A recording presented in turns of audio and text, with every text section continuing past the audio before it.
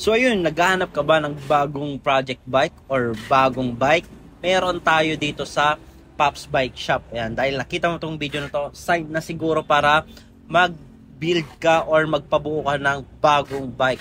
Kagandahan dito sa Pops Bike Shop, pag nagpa-build ka ng bike is makakasigurado kang lahat ng parts ay brand new. Lahat ng isasalpak natin. Makikita nyo naman lahat ng mga parts natin is naka plastic pa or nakasil pa. Kaya isa-isahin natin yung mga parts na ikabit natin dito. Dami kasing nag-request na mag-build naman tayo na under 30,000 na fully upgraded naman. Makikita nyo dito sa video natin, branded lahat ng mga ikakabit natin na mga parts. Naka-mountain peak fork, air fork na yan, naka-weapon frame, naka-straight Shimano, upkit na ilalagay natin dito. Ang kagandahan nito, ang preno nito is Shimano din. Pati yung mga ibang parts niya is makakasigurado ko yung quality. Yan, pag dito sa Pops Bike Shop, mga quality yung binibuild natin. Naka-hollow tech na yan. Yung hubs natin nilalagay din dito, Shimano, napakabihira.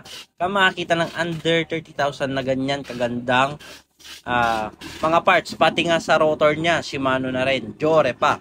So, tignan na natin yung naging outcome ng mga parts natin. Ito na siya. Buong bike na napaka-pogi. Makikita nyo naman yung tindigan nito. Ayan o, astig. Ayan, isa-isahin natin yung mga parts ngayon na nakatindig na. Unahin na natin dito sa frame nito yung Weapon Spartan 29x16. Naka quick release to. Pwede siyang quick release tsaka true axle tong frame na to. Ito yung kagandahan nito. May kamukha siya na mamahalin yung GT. Avalanche yung triangle. Ayan, napakaganda ng tindigan ng bike na to. Ang color nito matte and black and white. Naka-sealed bearing headset na, naka-short stem trubative. Pati yung handlebar natin, tiner natin sa stem. Ayan. Low rise handlebar para naka-upright position at relax. Tignan nyo naman yung harap niya. Napaka-solid tignan. In-speed handle grip, naka-Shimano brake set. Ayan, hydraulic na yan. Ito sa shifter niya, Jore na Shimano. Sa fork natin, Mountain Peak air fork, napakaganda ng play niyan. Dito tayo sa gulong niya, Maxxis Recon Race 29x2.25 fast rolling tire. Dito tayo sa rim niya, Aerowick rim, Pops Pro stainless spoke. Kagandahan pa dito sa wheelset natin, yung hubs niya naka Shimano na sealed bearing. At kagandahan pa dyan, pwede siyang quick release, pwede siyang true axle. Naka Jore din tayo na rotor. Kaya napakaganda at upgraded na tong bike na to. Napakalambot din ng upuan niya. Dito tayo sa seat post, Trovative, in-speed seat clamp, quick release, submit, crankset, hollow tech. Itong bibi niya is sealed bearing na din. Naka 34 teeth at narrow wide alloy chainring. M6100 chain na Shimano. Dito sa rin sa RD is M6100. Sa sprocket naman niya 1051. Itong 10 teeth, ito yung ginagamit pag gusto mong humataw ng humataw.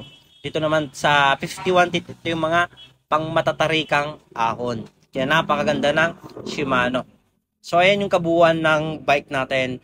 Lahat upgraded na, sasakyan mo lang. Meron pang mga previous yan. Sa 26,000, meron na siyang tail light, battle cage, water bottle, chain protector, lever boot, patch kit. Pinilit namin matapos yung bike para may pakita ko sa inyo kung gaano kalupit yung bagong build natin dito sa Pops Bike Shop. Meron pa tayo isang iba-bike check bukas. Ayan, bagong-bago din yan. Thank you! Mga nasa malalayong lugar naman na gusto magpakita ng suportas dito sa Pops Bike Shop at gusto mag-order, ayan, visit lang kayo dito sa mga legit account namin. Dito lang kayo pwedeng makipag-transact para legit at di kayo may scam. Visit lang kayo sa TikTok, Shopee, Lazada namin. Pops Bike Shop Official. Ayan, ito yung mga legit account namin. Jason Bike Parts, Bikers Need. Thank you mga Pops, mga kapadjak. Ayan, dito na kayo makipag-transact at mag-order. Thank you.